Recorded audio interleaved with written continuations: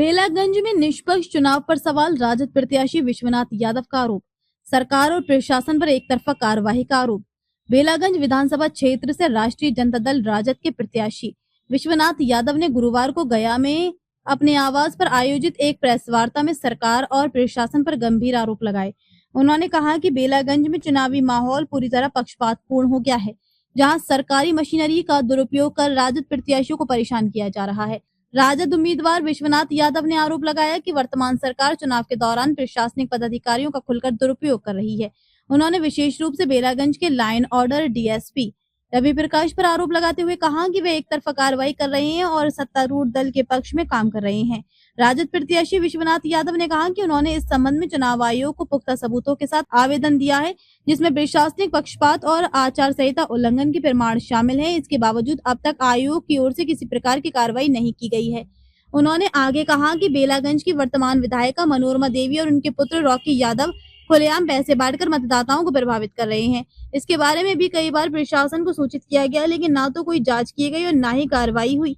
राजद प्रत्याशी विश्वनाथ यादव ने यह भी सनसनीखेज आरोप लगाया कि बेलागंज के डीएसपी रवि प्रकाश मनोरमा देवी के आवास पर आयोजित लिट्टी पार्टी में शामिल हुए, जो कि चुनाव आचार संहिता का स्पष्ट उल्लंघन है। उन्होंने कहा कि ऐसे में ये स्पष्ट है कि प्रशासन निष्पक्ष नहीं है और बेलागंज में सरकारी संरक्षण में सत्ता पक्ष का प्रचार हो रहा है।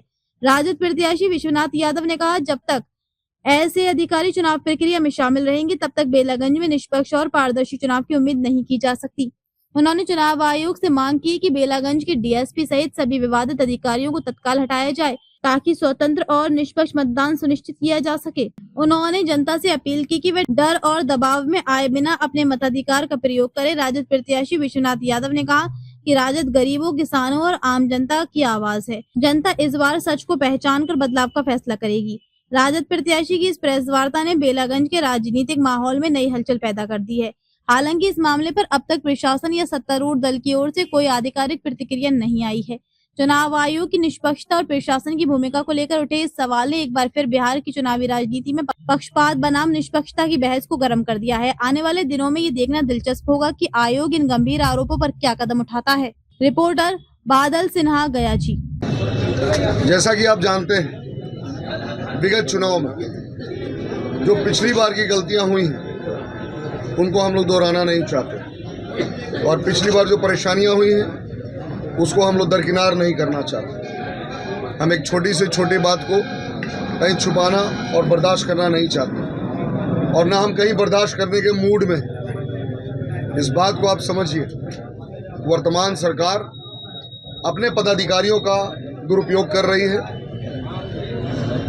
पुलिस प्रशासन उनके अपने खास बने हुए हैं, और एक शब्द है ना, प्रो हो गई है, एक तरफा कार्रवाई कर रही है, जिसमें सबसे पहला नाम आपको बेलागंज विधानसभा के वर्तमान law and order DSP Ravi Prakash ji का है। हमारे कार्यकर्ताओं पे लगातार 107 का नोटिस कराया गया।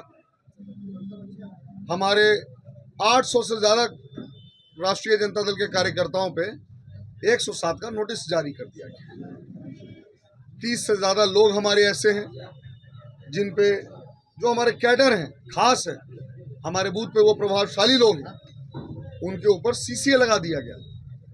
आधार क्या है? तो भाई पता चला कि ठीक कुछ दिन पहले सना हो गया और सना को ही आधार बना के सीसीए कर दिया गया।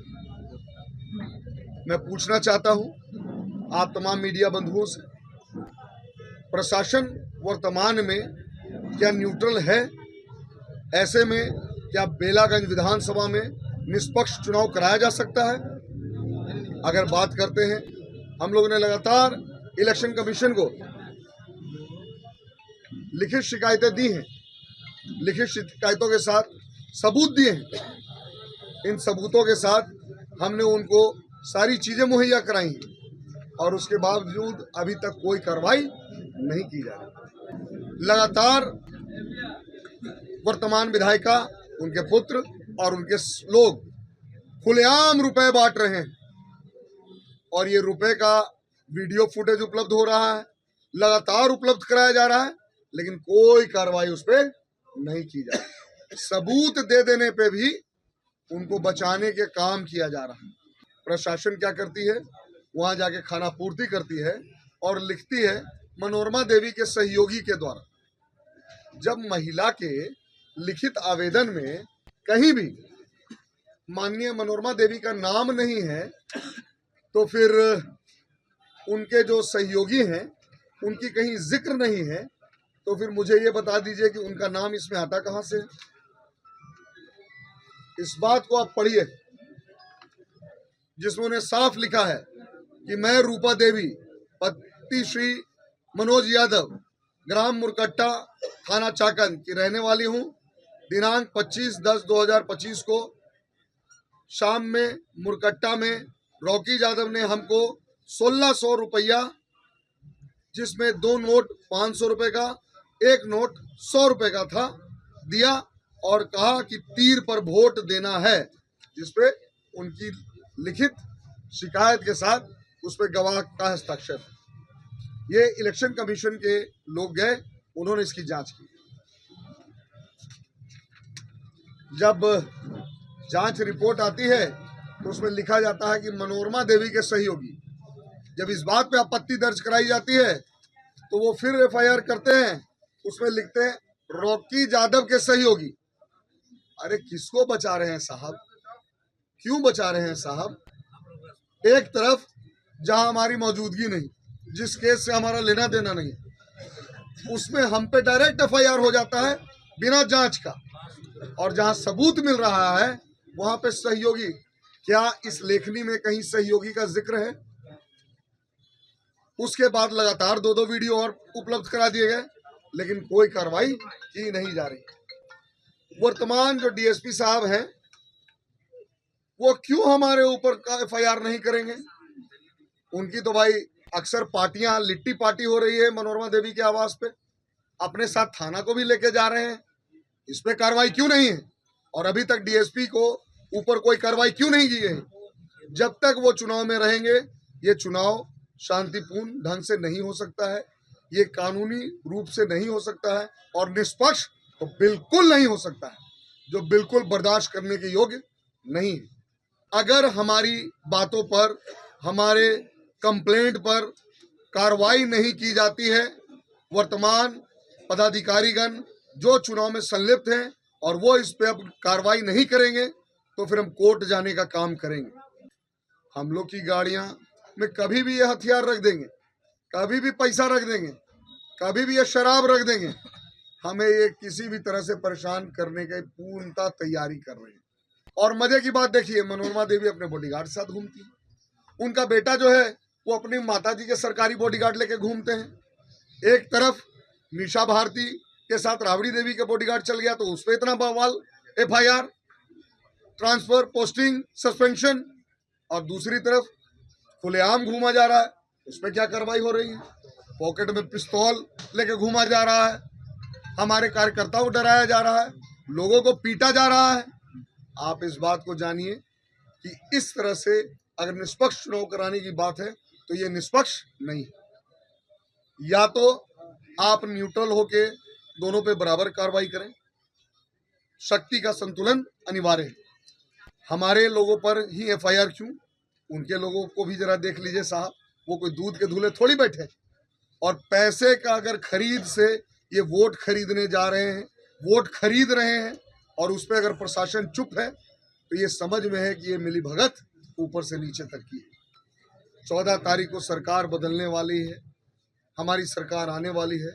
हमारा कार्यकर्ता अपना अपना मनोबल को टाइट कर ले, हर कार्यकर्ता जो है अपने आप को गोलबंद कर ले। पूरा समाज अभी एक हुआ पड़ा है, और इस तरह की इनकी साजिशें और नहीं चलेंगी, न बर्दाश्त की जाएंगी। नोट लो नोच के, वोट दो सोच के। सरकार बनाना या विधायक बनाने का चुनाव नहीं है, या मुख्यमंत्री बनाने का चुनाव है। यहाँ हर एक वोट जरूरी है कि आने वाले 11 तारीख को आप सब अपने वोट के चोट से उसका जवाब देना है, और करारा जवाब देना है। जानकारी दे रहे हैं आप, अपने हिस्से से क्या करिएगा? आरोप बिल्कुल 100% है। और जो आप लोग मीडिया कर्मी हैं, आपसे कोई बात छुपा हुआ नहीं है कि पिछले बार जो बाई इलेक्शन हुआ था उसमें क्या धांधली हुआ था, क्या लोग ने किया था। अगर ज़रूरत पड़ता तो प्रशासन लोग खुद बक्सा ले आता घर में और घर में आराम से वोट डाल लेता और फिर ले आके जमा कर देता। हमारा तो ये स्पष्ट करना है कि जब डेमोक्रेसी है और मताधिकार हर आदमी को देने का अधिकार है तो उसे छेड़छाड़ मत कीजिए। हर आदमी को मताधिकार प्रयोग करने दीजिए ताकि स्वच्छ सरकार चुन सके और अच्छा सरकार चुन सके, बिहार में विश्वास हो सके। पर एक बात जान लीजिए, जो ताकत लगाना है लगा ले, बदलाव तो होना है। कोई रोकने वाला इस धरती पर अब नहीं है, बदलाव हो के रहेगा। क्योंकि हम भी क्षेत्र में गए हैं, क्षेत्र में हम घूम रहे हैं तो हम देख रहे हैं कि हम मेरे पीछे कितना लोग दौड़ रहे हैं, चल रहे हैं, नारा दे रहे हैं।